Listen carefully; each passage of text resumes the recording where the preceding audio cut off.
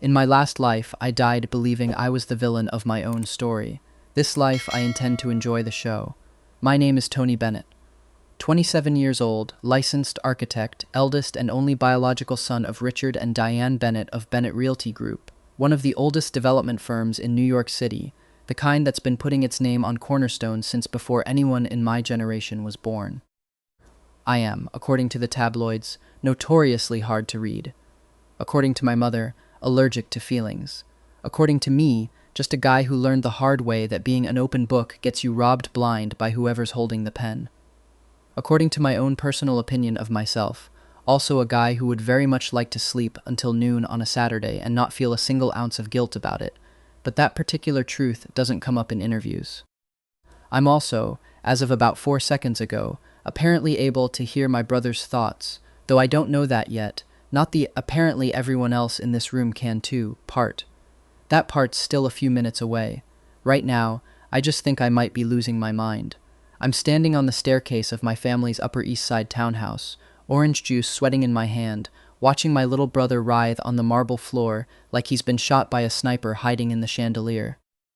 Milo Bennett, 24, my parents' adopted son for the last 12 years, professional tears-on-demand artist, current record holder for most convincing fall, down a flight of stairs that definitely did not happen, is clutching his ankle and sobbing like the marble personally betrayed him. I've seen this movie before. I know how it ends. My mother comes flying out of the kitchen, dish towel still in her hand. My father drops the Wall Street Journal mid-sentence. And thundering down from the second floor like a golden retriever who heard the word walk is my older cousin Grant Bennett, 31, Bennett Realty's head of acquisitions, the man who has never once in his life said no to Milo, practically vaulting the banister to get to him. Nobody looks at me. Nobody asks me anything. I'm just the guy standing on the stairs, holding a glass of orange juice, waiting for the verdict like a defendant who already knows the jury bought popcorn. This is déjà vu, I think, and I almost laugh because it is, down to the shirt Milo's wearing. Last time, in the life before this one, this exact moment happened on this exact staircase, and Milo threw himself down it and told the entire family I pushed him. I was 27 then too, and stupid enough to think the truth mattered. I stammered, I explained. Nobody believed a word. That life ended with me disowned, humiliated, dumped by the man I was supposed to marry, and eventually dead in a car accident that I have always, quietly, suspected wasn't an accident at all. And then nothing, and then this. Waking up on the same staircase, the same year, the same morning, with a second chance and apparently a superpower nobody warned me about. Because right as my mother kneels down and coos, "Milo, baby, where does it hurt?"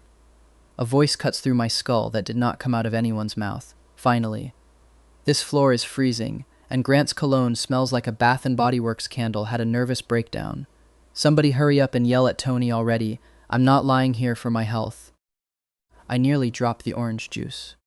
The voice is unmistakably Milo's, the pitch, the little nasal whine, except Milo's mouth at that exact second is busy hiccuping fake sobs. His lips are not moving, and yet I heard him clear as a phone call, directly inside my own head. What in the actual? Did I hit my head somehow? Is this a stroke? Am I having a stroke at 27? Tony, get down here and apologize to your brother.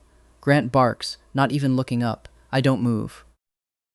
I'm too busy staring at Milo like he's grown a second head, trying to figure out if I've lost my mind or gained the world's worst radio station. Ugh, why is Grant so slow? Just carry me already, and somebody call Marcus and tell him I'll be late.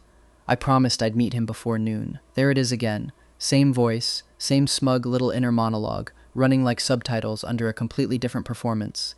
Milo's outward face is a wounded lamb. Milo's inner voice sounds like a mob boss annoyed about traffic. I don't say anything. I just watch. Last life, I wasted my breath explaining myself to people who'd already decided I was guilty. This life, I'm going to let Milo do the explaining for me, whether he knows he's doing it or not. Honestly, it's the laziest possible way to win a fight, and I've decided I like it. My mother finally seems to register something's off. Her hand freezes mid-pat on Milo's hair. My father's eyebrows knit together, confusion cutting through his anger for the first time. Grant, still crouched beside Milo, goes very still, because it's not just me who heard it.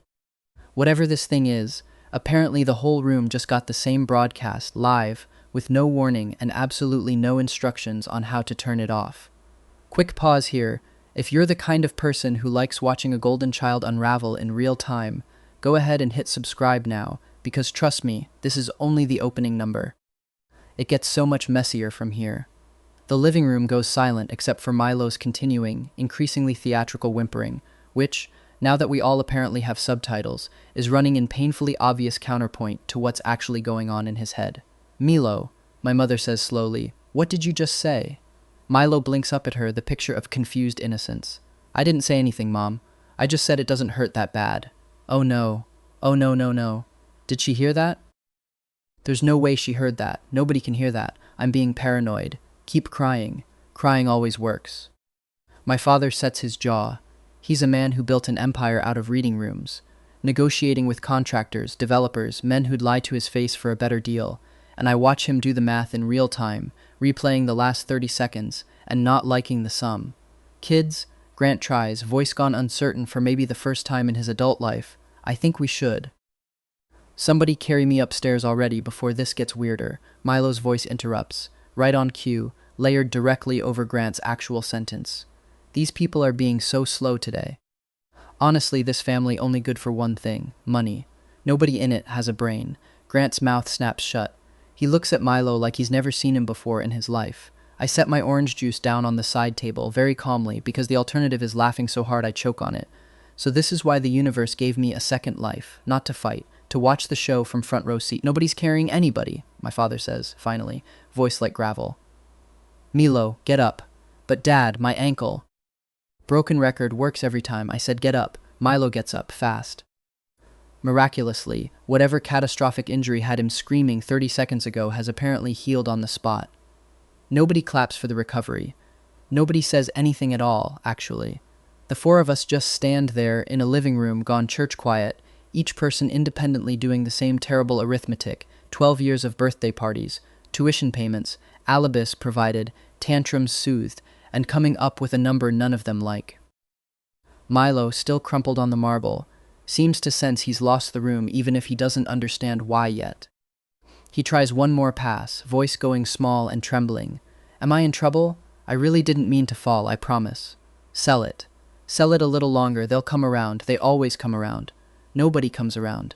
My mother's hand, still resting on his shoulder, doesn't so much as twitch closer. My father simply turns and walks back toward the kitchen, the newspaper forgotten on the floor where he dropped it, and I hear him mutter, to no one in particular, "I need coffee before I have this conversation." I go back upstairs without a word. Behind me, I hear my father's voice, low and even and more dangerous than shouting would have been. "We're going to have a conversation, all four of us, tonight." I close my bedroom door, sit down on the edge of my bed, and finally let myself laugh. Quiet, into my hands, shoulders shaking. Last life, I begged this family to believe me for 6 straight years and got nothing but slammed doors. This life, I haven't said a single word, and Milo's already hung himself with a rope made of his own thoughts. I lie back and stare at the ceiling.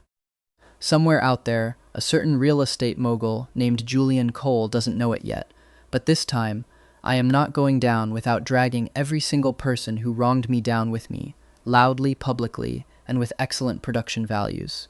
Breakfast the next morning has the ambiance of a wake. Nobody's said a word out loud about yesterday, but the whole house is walking on eggshells, thin enough to hear a heartbeat through. My mother, normally a machine of doting affection when it comes to Milo, is watching him across the table like he's a lit firework she hasn't decided whether to run from. Milo, for his part, seems to have decided the best defense is a full offensive of wholesomeness. He's wearing a soft cream sweater, hair artfully tousled, the picture of a sweet baby brother who definitely did not spend last night telling his mob boss contact he'd be a little late. He waves the housekeeper, Nora, a sharp-tongued woman in her 50s who's run this household since before I could tie my own shoes and has zero patience for anyone's nonsense, mine included, over to refill my father's coffee. "I told Nora to make your oatmeal the way you like it, Dad," Milo says sweetly. Bore him to death with the same breakfast every single day, see if I care. I put extra sugar in Tony's, though. Heard somewhere too much sugar's bad for the joints. Wouldn't want my dear big brother getting weak knees before his big engagement announcement. I look down at my mug of coffee, which is in fact suspiciously sweet for something I take black. I take a slow, deliberate sip anyway, watching Milo over the rim. Delicious, I say. Thanks, little brother. His face does a complicated thing, pleased that his sabotage landed, unsettled that I don't seem sabotaged by it. Weirdo. Why isn't he freaking out? Whatever. Not my problem if he wants diabetes. My father's hand, holding his own coffee cup, goes rigid enough that the china clicks against the saucer. He's looking at me, then back at Milo, then down at his oatmeal like it might contain answers. My mother clears her throat too brightly. Milo, sweetheart, that was thoughtful. Although, Tony doesn't take sugar. Oh, Milo says, wide-eyed. I must have mixed it up. Sorry, Tony. Mixed up nothing. I did it on purpose, obviously. God, this family is exhausting to lie to when everyone's suddenly acting so suspicious. My mother's grip on her fork goes white-knuckled. She spent 12 years believing this boy loved us. Watching that belief crack open over a cup of too sweet coffee is, I'll admit, a genuinely fascinating thing to witness. Like watching someone finally notice the load-bearing wall in their house has been made of drywall the whole time. I have a showing this morning, I announce, standing, mostly to give everyone at this table a minute to breathe that isn't full of my brother's inner monologue. The Bennett Riverside site. Investor walkthrough. Privately, I would very much rather crawl back into bed and let the investors walk themselves, but nobody pays an architect to be honest about that particular ambition. I'll come, my father says immediately, standing too, grateful for an exit that isn't confrontation. We can talk in the car. We leave Milo at the table with our mother, who is still staring at her son like she's trying to remember whether she ever actually met him before, and Nora, who catches my eye on the way out and gives me the smallest, driest look, the universal expression of household staff who've clocked exactly what kind of person Milo is for years and have simply been waiting for someone with actual authority to notice. In the car, my father is quiet for 3 full blocks before he finally says, Tony, last night, did you hear what I heard? I could lie. Last life, I might have, too tired to fight, too used to being disbelieved to think honesty would do anything for me. This life, I look my father dead in the eye. I heard exactly what you heard, Dad, and I think it's only going to get louder. He doesn't say anything else the rest of the drive, but his jaw is set the way it gets right before he walks into a boardroom to end somebody's career. There's a very specific kind of chaos that happens when your fiancé shows up at your family's front door 2 hours after your adopted brother staged a fall down the stairs, and you are, personally, delighted to watch it unfold. I'm in the study going over site drawings, mostly wishing the investor meeting could be rescheduled to literally any hour that isn't 9 in the morning, when Nora pokes her head in. Mr. Cole's here for you. Julian Cole, 30 years old, CEO of Cole Development, the man half of Manhattan's real estate press has nicknamed the Cole King because his firm's fingerprints are on more waterfront skylines than anyone else's in the last decade. Tall enough that I have to actually look up at him, all sharp tailoring and sharper cheekbones, with a reputation for being cold in boardrooms and, a fact the tabloids have not figured out yet, absolutely, embarrassingly soft for me. Our engagement started as a business arrangement between our two families' firms 2 years ago. It did not stay that way for either of us, though we're both too stubborn to have said so out loud in front of witnesses yet. I walk out to the living room to find him already there, and Milo hovering entirely too close to him on the couch, one hand resting on Julian's forearm like it belongs there. Julian, Milo is saying, voice pitched soft and wounded, I fell down the stairs yesterday. It was so scary. Tony didn't even come check on me. Lean in a little more. He likes the wounded bird thing. All these alpha types do. If Tony's too cold to keep him warm, somebody in this family should. I watch Julian's face very carefully. This is the part of the story, in my last life, where I would have braced for betrayal. Where a version of this exact scene ended with me walking in on something I wasn't supposed to see. A version of Julian who let Milo get close because closeness with an heiress-to-be was cheaper than loyalty to a fiancé who'd already been quietly discarded by his own family. But Julian doesn't lean toward Milo.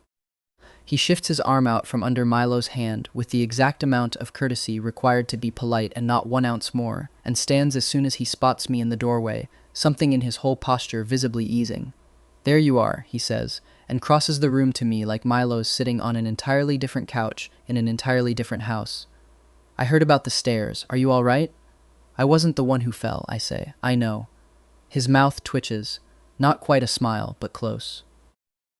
I called Grant on the way over. He gave me the highlights. His eyes flick, briefly, deliberately, toward Milo. Sounds like your family had an interesting night. He knows. Oh no.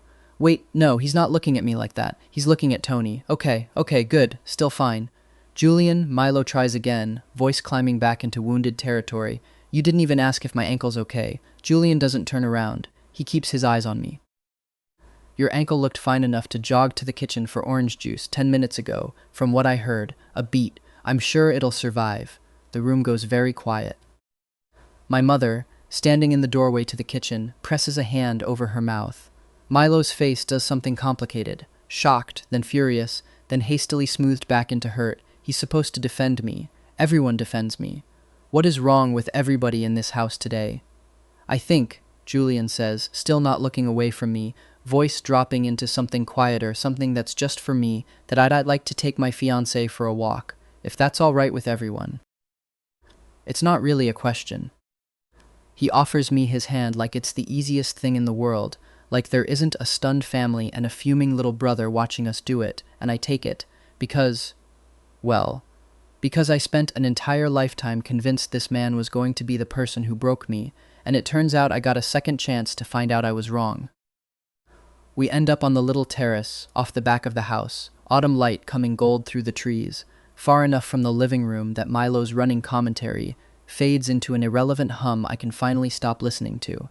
You heard him, I say. Not a question. I heard something.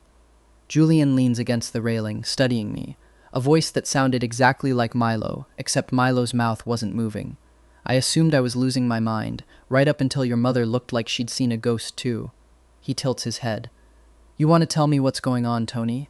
There's no good way to explain rebirth to a man in a $2,000 suit standing on your parents' terrace on a Tuesday morning.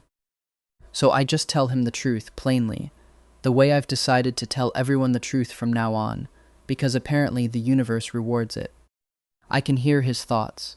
Milo's. I don't know why, or for how long, or why it seems like my whole family caught the same signal last night. But I can hear every single thing he's actually thinking underneath whatever he's saying out loud. I meet his eyes, and it's ugly, Julian. All of it. Ugly enough I don't think this family survives him staying in it much longer. I brace for him to look at me like I've lost it. Instead, Julian's expression goes very still, very focused. The same look he gets right before he walks into a negotiation he intends to win. Good, he says simply. Because I've had a bad feeling about that kid for a year, and nobody in your family would let me say so. He reaches out, tucks a strand of hair back from my forehead with a gentleness that doesn't match anything the business press has ever printed about him. Whatever this is, whatever you and your family can hear, you're not doing this alone. I mean that. My chest does something warm and stupid and entirely unfamiliar to the version of me who died in a life where nobody ever said that sentence to me and meant it. You say that now, I tell him, mostly to cover how much the words landed. Wait till you hear what he's actually planning. Julian's mouth curves. Not quite a smile, something sharper. Good. I like a fight I already know I'm going to win. He pulls me in, forehead resting against mine, and for no family drama, no theft, no fake ankle injury, just his hand at the back of my neck and the specific, ridiculous relief of being believed on the first try. For what it's worth, he murmurs. I was never going anywhere. Not for him. Not for anyone. I believe him. That, more than the voice in my head, feels like the real miracle of this second life. My mother, in the grand tradition of mothers whose loyalties have just been catastrophically upended, decides the correct response to family trauma is a shopping trip. We're going to Bergdorf's, she announces 2 days later, with the tone of a general declaring war. All 3 of us. I want to see how everyone behaves in public. It is, I realize on the drive over, a test. My mother built an empire's worth of instincts reading rooms, just like my father did, and she's decided the sales floor of a Fifth Avenue department store is as good a laboratory as any to see whether what she heard in that living room was real. Milo, blissfully unaware he's under observation, is in fine form the moment we hit the men's watch counter, pressing his hands to the glass over a limited edition chronograph. Steel and navy, the kind of thing that shows up in Rob Report with a price tag that reads more like a mortgage payment. It's so beautiful, Milo breathes, doing his best wide-eyed impression of a boy who doesn't already own 4 watches. But it's way too expensive. I shouldn't even be looking. Buy it, buy it, buy it, you rich idiot woman, buy it. I've wanted this exact one since the launch event, and if you don't get it for me, I swear I will find a way to charge it to somebody's account anyway. My mother's face doesn't so much as flicker. Tony, she says instead, turning to me entirely. What do you think? Would this suit you? I blink, genuinely thrown for half a second, before I catch up to what's happening. It's nice, I manage. Sold, my mother tells the associate, sliding her card across the counter before Milo's mouth has finished falling open. The silence that follows is the kind you could build a house on. Mom, Milo says, voice gone thin. You're buying that for Tony? What? That's mine. That watch has been mine since I saw it in the case. She can't. She wouldn't. This can't be happening. Why would she do this? Why is everyone acting like I'm the villain here? Is that a problem, sweetheart? My mother asks, sugar sweet, eyes flat as glass. It is too expensive for me to say I want it. That's how the game works. You're supposed to insist anyway. No, Milo says, visibly recalibrating, plastering something almost convincing back over his face. No, of course not. I'm happy for Tony. I hate this family so much sometimes. Psst, tears, do the tears. That always resets the board. Right on schedule, his eyes go glassy. My mother watches the transformation happen with the detached fascination of a woman watching a nature documentary she's already seen the ending of. Actually, she says, before he can get a single tear out, let's keep shopping. I think it's time I bought Tony a few more things. She spends the next 40 minutes doing exactly that, cheerfully, ruthlessly, while Milo trails behind us with all stitched on so tight I half expect it to tear, his inner voice narrating an increasingly unhinged inventory of every grievance he's ever privately held against this entire family. I hear about the birthday party he thought was too small, the car he didn't get for his 18th birthday, the specific, festering resentment he holds toward Grant for only giving him a junior title at the company instead of making him a partner outright. None of it, notably, involves a single moment of actual gratitude for 12 years of being fed, housed, educated, and loved by people who took him in with nothing asked in return. Near the shoe department, my mother pulls a move I didn't see coming, and I make a mental note that whatever detective instincts I inherited, I got them from her, not my father. She stops in front of a display of the exact loafers Milo has been not so subtly hinting about for a week, picks them up, examines them with theatrical interest, and asks, sweetly casually, apropos of nothing, Milo, didn't you say Marcus recommended these to you? What was his last name again? I feel like I should know it, if you two are close enough that he's giving you shoe advice. Milo's whole body goes taut. Careful, don't say the last name, don't confirm anything, play dumb. I don't really know his last name, Milo says, too fast. Just a guy from the gym. Liar. You know his last name. You know it very, very well. My mother smiles, sets the loafers down, and moves on to the next display like nothing happened at all, and I have to bite the inside of my cheek to keep from laughing, because watching my mother quietly, surgically bait my brother into a lie in the middle of a shoe department is, without question, the most entertaining thing I've witnessed all week. By the time we get back to the car, my mother's hands are shaking slightly on the steering wheel. Not from anger, I realize, but from something closer to grief. 12 years of a mother's love, and the whole time, there'd been nothing on the other end of the line but a ledger. I keep thinking there has to be more to it, she says quietly, more to the windshield than to me. That there's a good reason underneath, that I just haven't heard it yet. I think about the last life, the version of this exact conversation that never happened, because nobody believed me enough to have it. I reach over and squeeze her hand. Give it time, Mom, I tell her. I don't think you're going to like the reason, but you're going to hear it. Julian takes me to dinner that Friday, which under normal circumstances would be unremarkable, except Julian Cole does not, as a rule, do normal circumstances. He picks a tiny Italian place in the West Village that doesn't take reservations, the kind of restaurant a man with his net worth has no business knowing about, and gets us a table anyway because the owner's mother apparently once dated his uncle, and in New York City that qualifies as a blood bond. You've been quiet all week, he says, once the wine's poured and the bread's gone lukewarm between us, even for you. I've had a lot of unsolicited insight into my brother's inner life, I say. It's not exactly light reading. He reaches across the table and takes my hand, thumb moving slow over my knuckles, and I feel the warmth of it settle somewhere lower than my hand, a steady heat working its way up my arm and into my chest. It's a small thing. It shouldn't undo me the way it does.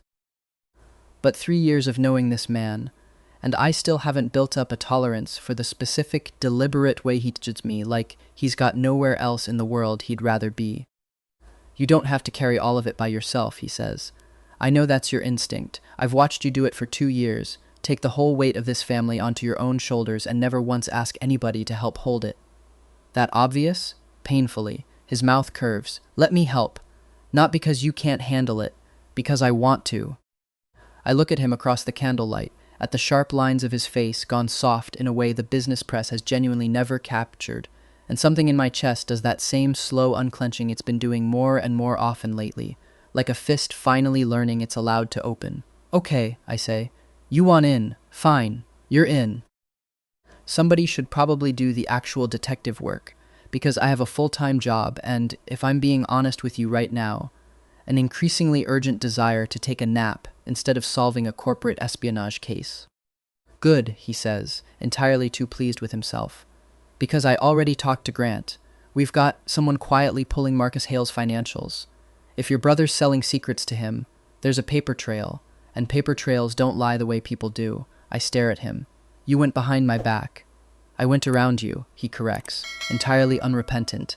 There's a difference. You were busy hearing every ugly thought in your brother's head. I figured somebody should be doing the boring, unglamorous work of actually proving it in a courtroom, since you've apparently already put in for a nap. It's such a Julian thing to do, quietly, competently useful, and then smug about it after the fact, that I laugh before I can stop myself, the first real laugh I've had in days, and something in his face eases at the sound of it, like he'd been waiting all dinner just to hear it. Walking back to the car afterward, his hand finds the small of my back, warm through my coat, and I let myself lean into it, into him, the way I never quite let myself in the life before this one, when I was too busy bracing for the version of him that never actually came. The professional sabotage, because of course there's professional sabotage, Milo never does anything by half, surfaces the following Tuesday, in the form of an anonymous tip to a real estate blog, claiming the Bennett Riverside site has undisclosed structural concerns, serious enough to threaten the whole project's permitting. I find out about it from my own inbox, 43 unread emails deep, most of them investors politely losing their minds. It's not true, I tell my father over speakerphone, spreading the actual engineering reports across my desk at the firm. There's nothing wrong with the foundation work. I signed off on every inspection myself. I know that, my father says, and you know that.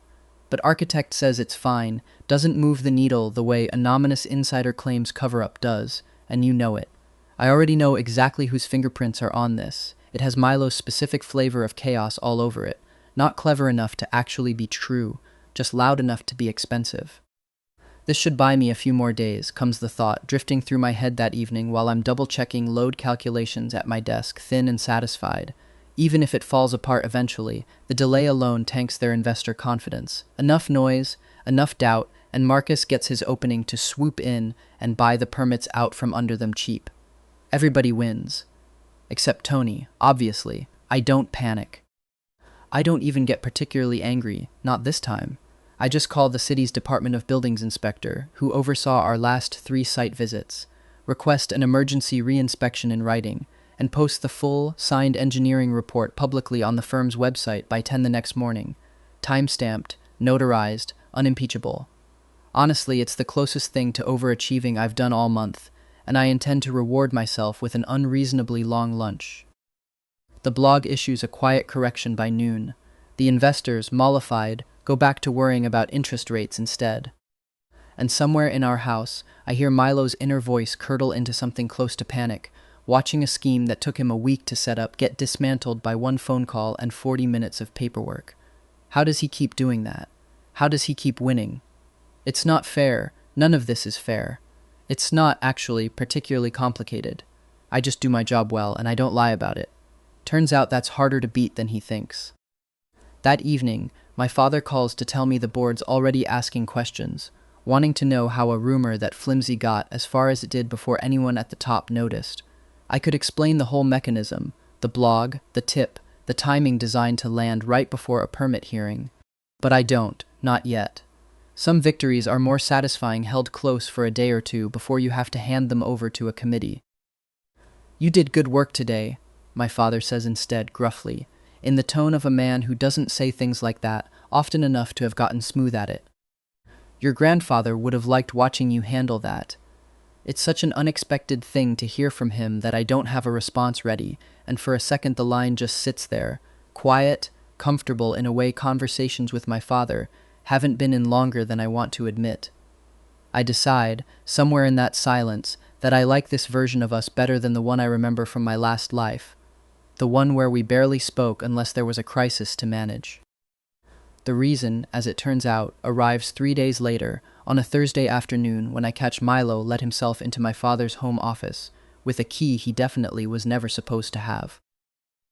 I watch from the hallway as he slides behind the desk, opens the third drawer down, the one my father keeps locked, the one with the physical blueprints for the Bennett Riverside project, the biggest waterfront redevelopment this company's attempted in a decade, and starts photographing pages with his phone, quick and practiced, like he's done this before.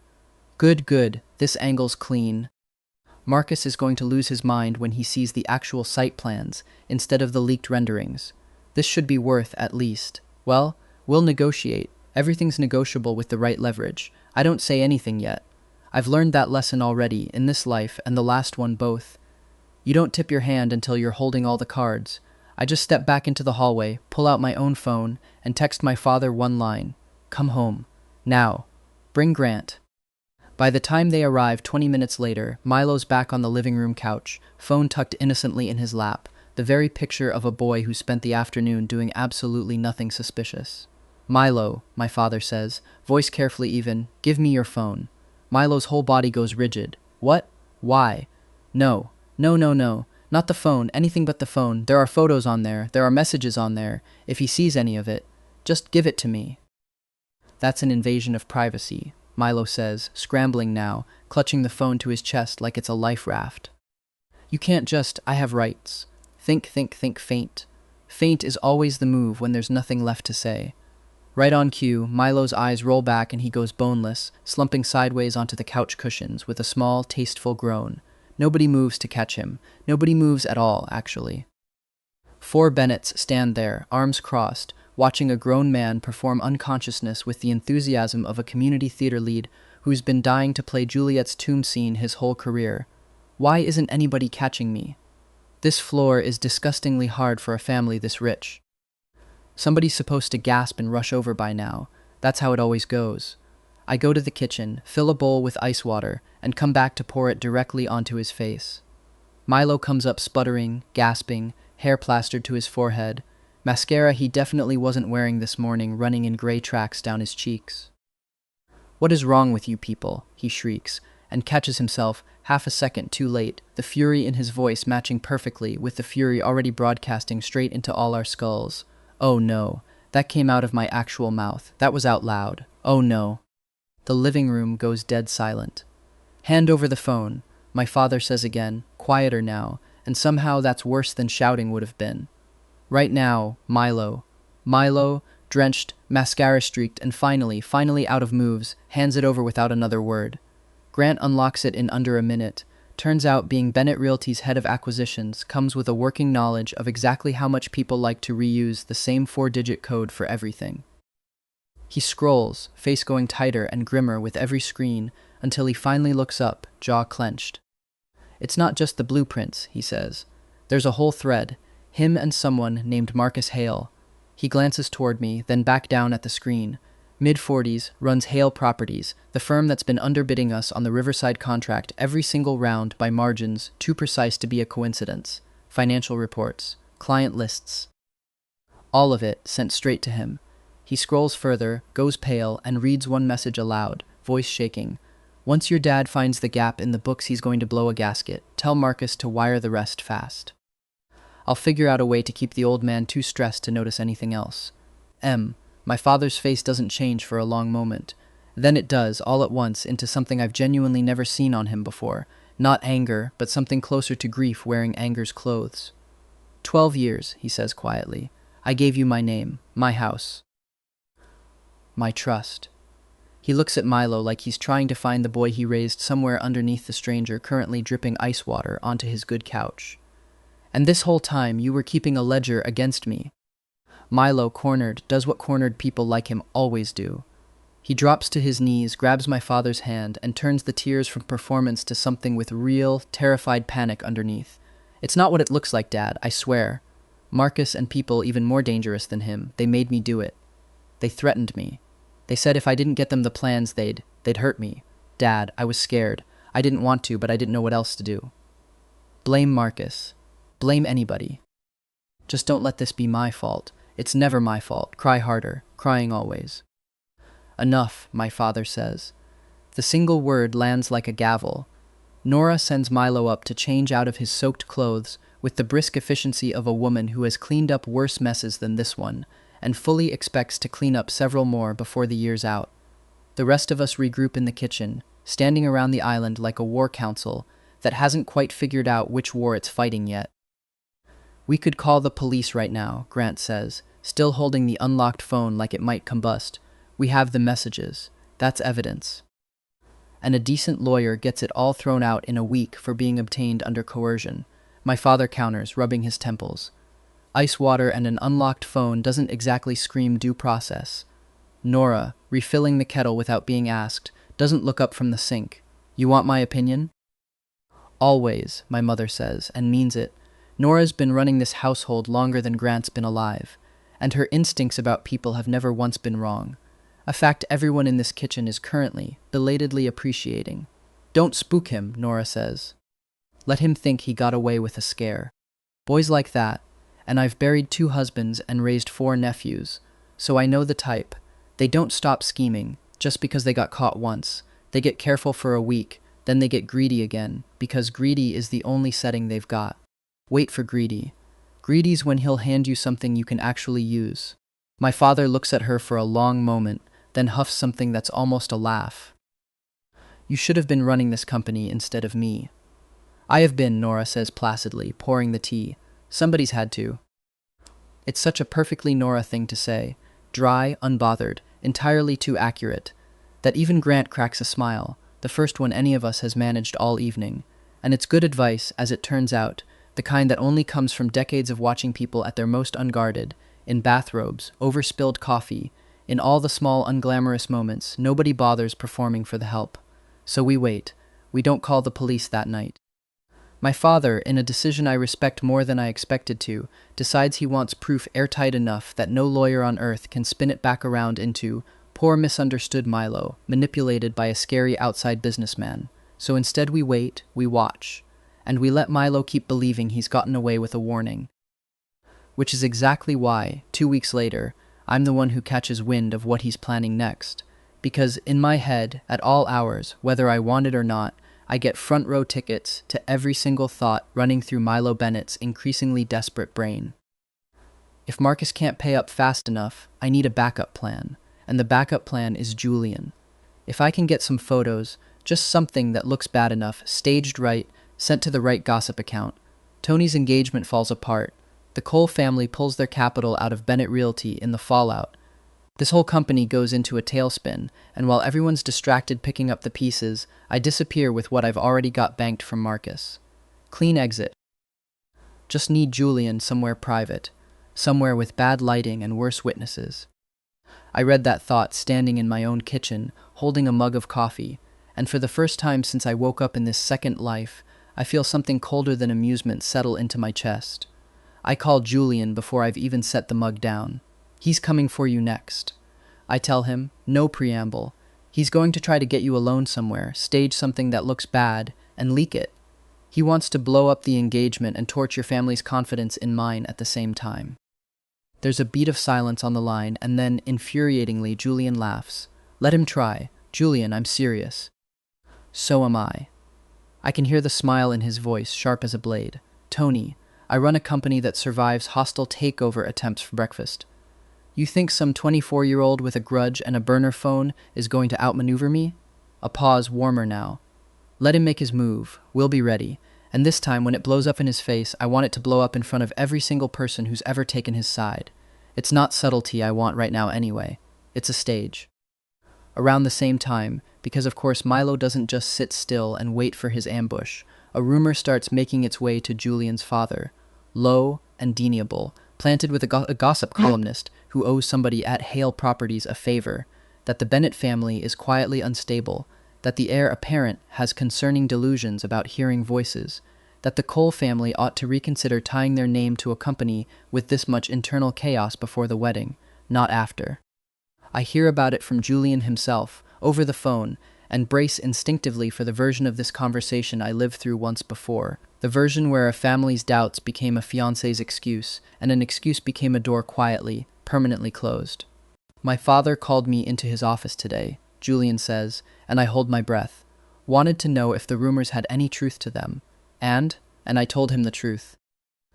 That my fiancé can apparently hear his brother's thoughts, that it's the strangest thing I've ever witnessed in my life, and that it's also the single most useful piece of due diligence Cole Development has gotten in a decade, because it just saved us from unknowingly investing $40 million into a company being quietly gutted by a con artist. A pause, and I can hear the smile creeping back into his voice. He laughed for about a minute straight, and then told me to marry you faster, before some other firm figures out how good a deal you are. Relief moves through me so fast it's almost dizzying.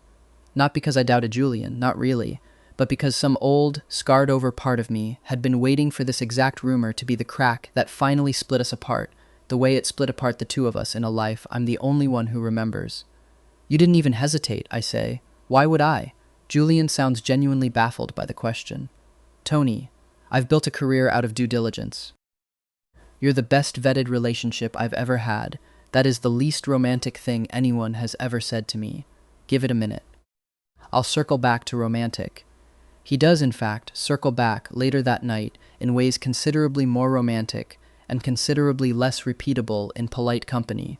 But the rumor dies exactly where it started, buried under a public statement from Cole Development praising the Bennett family's swift, decisive handling of an internal fraud matter, which is corporate speak, roughly translated, for don't even think about it.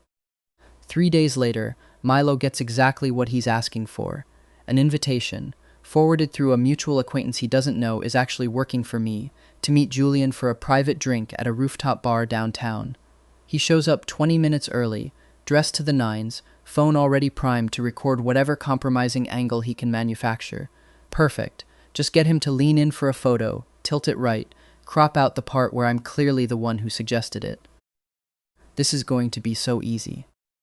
What he does not know is that the entire rooftop has been rented out for the evening for a very different reason.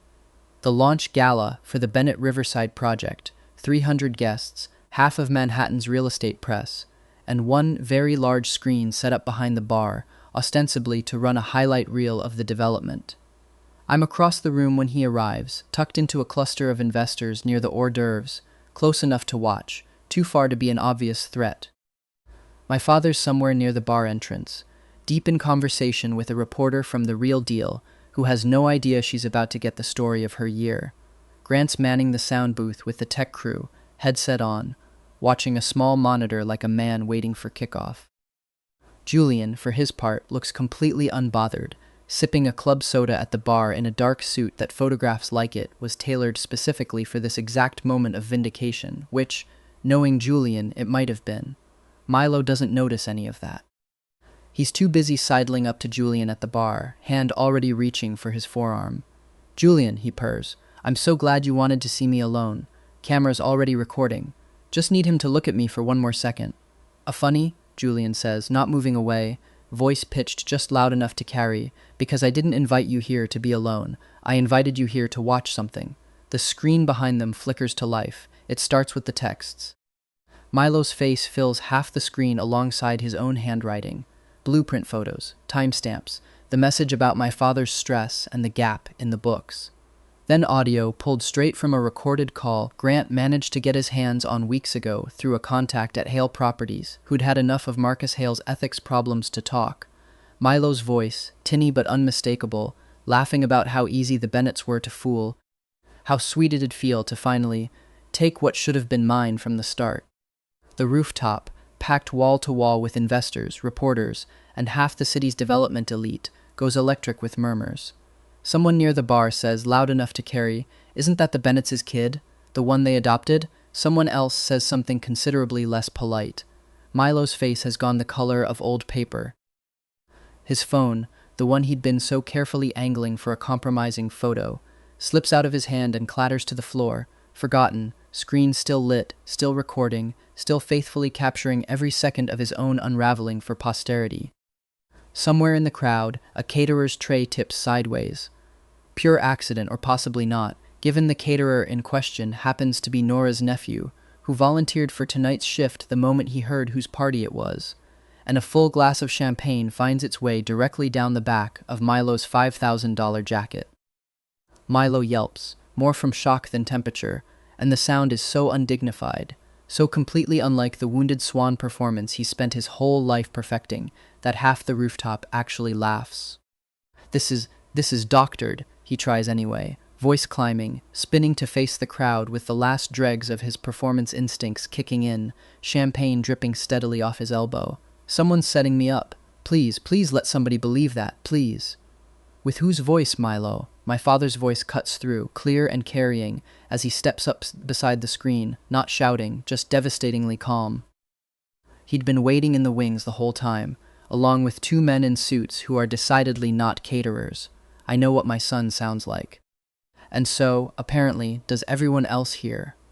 The murmur turns to something closer to a roar.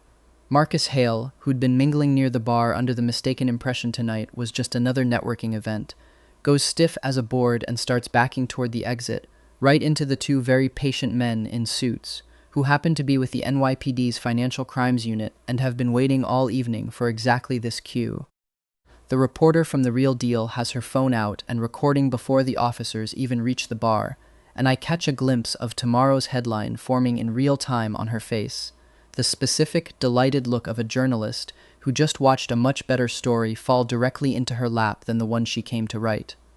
Somewhere behind me, one of the investors mutters, "Well, that's certainly one way to open a gala," in a tone that suggests he'll be dining out on this story for years. Milo doesn't run. He just stands there, mouth open, tears finally real for the first time all year, as the room he spent 12 years learning to manipulate watches him get led away in handcuffs alongside a man he'd been quietly ruining a family for. This isn't fair. This isn't fair. I did everything right. I played the part perfectly. Why does everyone believe him now? Why does nobody ever believe? I catch his eye, just once, as the officers turn him toward the elevator. I don't say anything. I don't need to. He can hear, in the utter silence of my face, exactly how little sympathy is coming his way. Julian appears at my side, slipping his hand into mine, and for a moment the whole roaring rooftop fades into background noise. "You okay?" he asks quietly. I look up at him. This man who chose me publicly, loudly, twice now, in a life where the version of him I remembered had chosen someone else, and something in my chest finally fully unclenches. "I'm better than okay," I tell him. "I think I just got my whole life back." He tips my chin up with one finger, and in front of 300 people who came here for a real estate gala and are leaving with a much better story, he kisses me, slow, certain, the kind of kiss that isn't asking permission from anyone in the tabloids ever again. Somebody near the bar starts clapping. Then more people, then, absurdly, the whole rooftop. For the record, Julian murmurs against my mouth, "I've been waiting weeks for an excuse to do that in public. You didn't need an excuse." "No," he agrees, "but I like a good stage." The days right after the gala are quieter than I expect them to be. No triumphant parade, no dramatic press conference. Just a strange, hollow calm settling over the house, the kind that follows any storm big enough to actually clear the air. I catch my mother standing in the doorway of what used to be Milo's room more than once, not going in, just looking, like she's trying to reconcile 12 years of birthday cakes and school plays with the ledger grant found on that phone. I keep waiting to feel angrier. She admits to me one evening, the two of us sitting on the back steps while my father grills entirely too much chicken for 3 people. Instead, I mostly just feel tired. That's allowed, I tell her. You don't owe him a bigger reaction than that. She leans her head on my shoulder, quiet for a while, and I let her, because some things don't need a mind-reading superpower to understand, just time and the willingness to sit next to someone while they work through it. Milo's trial takes 4 months. Between the phone records, the financial fraud charges, the blueprint theft, and Marcus Hale's spectacularly quick decision to cooperate against him in exchange for a lighter sentence of his own, there's not much of a defense left to mount. Milo ends up with 8 years, most of it for wire fraud and corporate espionage. The judge, notably unmoved by tears that for once might have even been genuine. I visit him exactly once, a month after sentencing, mostly because my mother asks me to, and I've never learned how to say no to her. Milo looks smaller through the glass. Not different, exactly, just smaller, the performance finally, fully drained out of him, leaving something closer to what might actually be the truth underneath. "You did this," he says, not quite an accusation, more like he's still trying to work out the math of it. "You did this," I correct him. "I just stopped covering for you." He's right.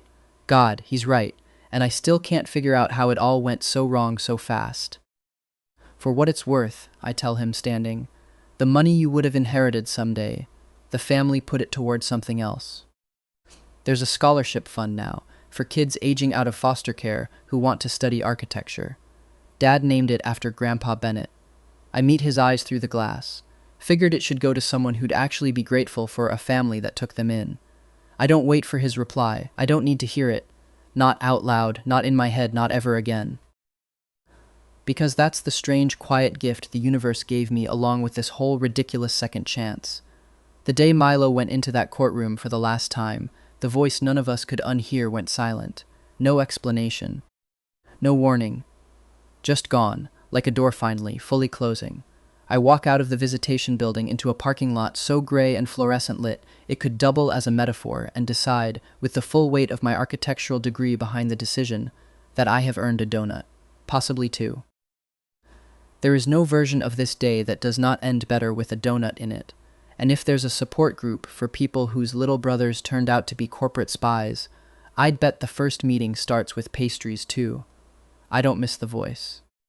I've learned how to read people just fine without it, the old-fashioned way, with patience and time, and the willingness to actually pay attention. My father and Grant took Bennett Realty through the fallout with barely a dent in the stock price, mostly because the story that hit the papers wasn't family scandal. It was development heir uncovers corporate espionage plot, saves company's biggest project in a decade, which frankly is a much better headline anyway. Grant, for his part, spends the better part of a year being quietly, thoroughly furious with himself. Not out loud, he's never been a man for confession, but in the way he starts showing up to my site walkthroughs unprompted, double-checking every contractor's paperwork twice, like penance he never asked me to grant him. It takes him until Thanksgiving to actually say something about it, cornering me in the kitchen while my mother argues with the oven timer in the next room. "I should have noticed sooner," he says, not quite meeting my eyes. 12 years, and I let a kid con me because I liked being needed more than I liked being right. "You're noticing now," I tell him, and mean it. That's more than a lot of people manage. He huffs something that might, on a good day, pass for a laugh, and claps a hand on my shoulder hard enough to rattle me. The closest thing to an apology Grant Bennett is constitutionally capable of giving, and coming from him, worth more than a speech would have been. My mother spends her weekends now volunteering at the foster care nonprofit that runs the scholarship fund, and has developed in the last few months an almost eerie ability to spot a liar from across a room. I think some habits, once you've learned them the hard way, just don't go away. Nora, for her part, refuses every single offer of an early retirement my parents put in front of her, on the grounds that somebody responsible has to stay in this house, a statement nobody in the family has the nerve to argue with anymore. She takes to keeping a small, private notebook after the trial, nothing dramatic, just dates, names, the odd receipt. "In case this family ever needs a paper trail again," she says, entirely deadpan, and I have never once doubted that she means it. And me? I'm still an architect, still occasionally allergic to feelings, according to my mother, though considerably less so these days. I got my second life, my company, my family back, and, 6 months after that gala, a ring on my finger that Julian swears he'd been carrying around in his coat pocket since before Milo ever got caught, just in case the timing ever worked out. He doesn't do it at a rooftop gala for once or in front of 300 witnesses. He does it on the terrace, on an ordinary Tuesday, with 2 mugs of coffee going cold on the railing and absolutely no audience except a very disinterested squirrel, and somehow that's the version that actually makes my knees go weak. You could have proposed at literally any point in the last 2 years, I told him, once I'd recovered enough to form a full sentence. I like a good stage, he said, unbothered, sliding the ring on. But I also wanted to wait for a version of you who actually believed he deserved it. Took a little longer than I expected. Worth every second. That's disgustingly sweet for a man who once made a rival developer cry in a boardroom. I remind him of this fact often, mostly because I enjoy watching him pretend to be offended by his own reputation. I contain multitudes, he said, and kissed the ring finger before I could argue further, which, frankly, is an unfair way to win an argument, and I told him so, and he told me he'd stop being unfair the day I stopped being worth it, which is not an answer, and is also, somehow, exactly the answer I wanted. Turns out, this time around, I did believe I deserved it, and it turns out that's really all either of us was ever waiting for. The thing nobody tells you about marrying a man whose company builds half the skylines in Manhattan is that his wedding planner will, without asking, try to rent out an entire rooftop with a 300-person guest list for the aesthetic.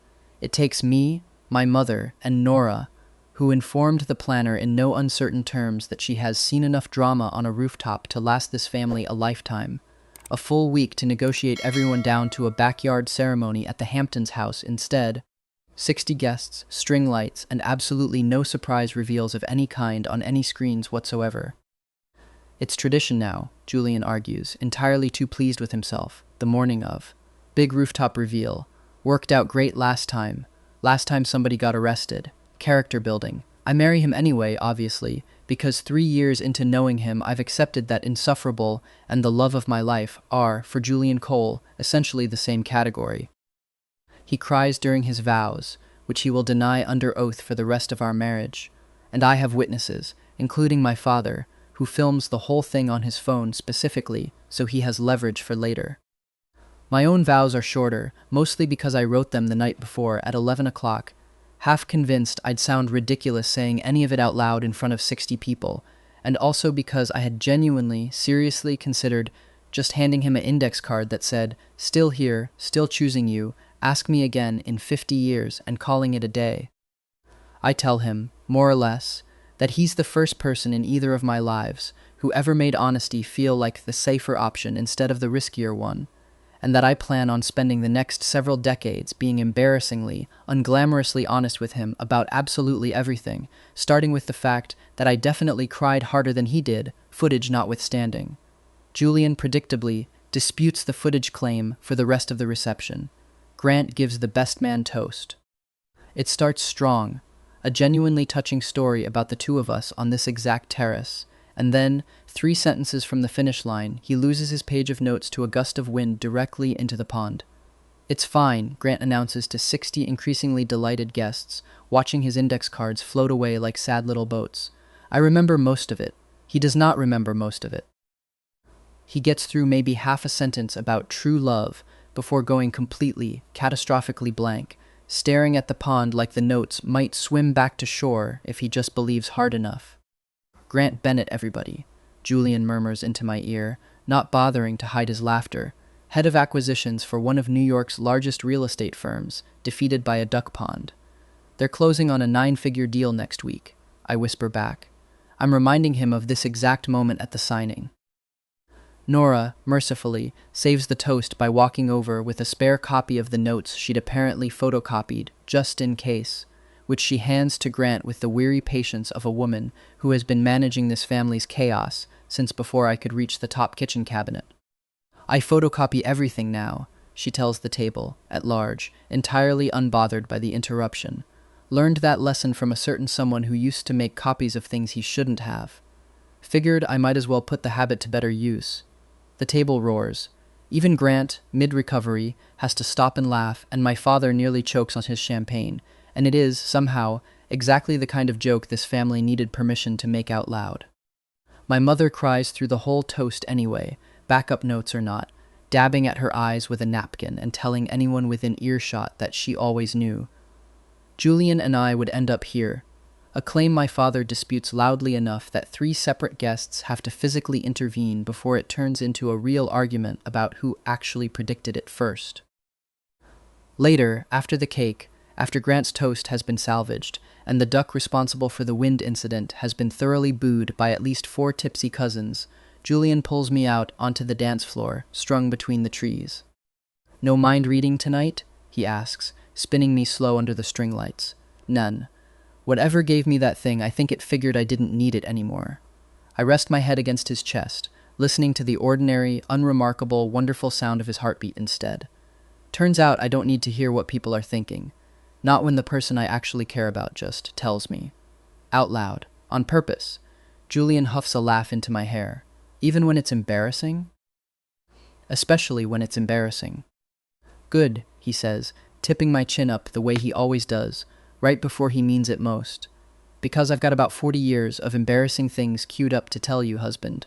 Buckle in." Somewhere behind us, Grant is trying and failing to convince the duck to pose for a photo.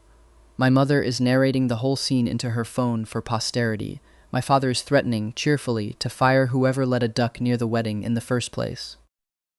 It is, without question, the loudest, messiest, most gloriously ordinary happy ending I could have asked for.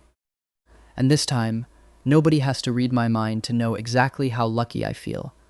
If you made it all the way to the duck, you already know this is exactly the kind of chaos this channel runs on. So if you want more front row seats to family reckonings like this one, go ahead and subscribe. There's always another staircase moment waiting.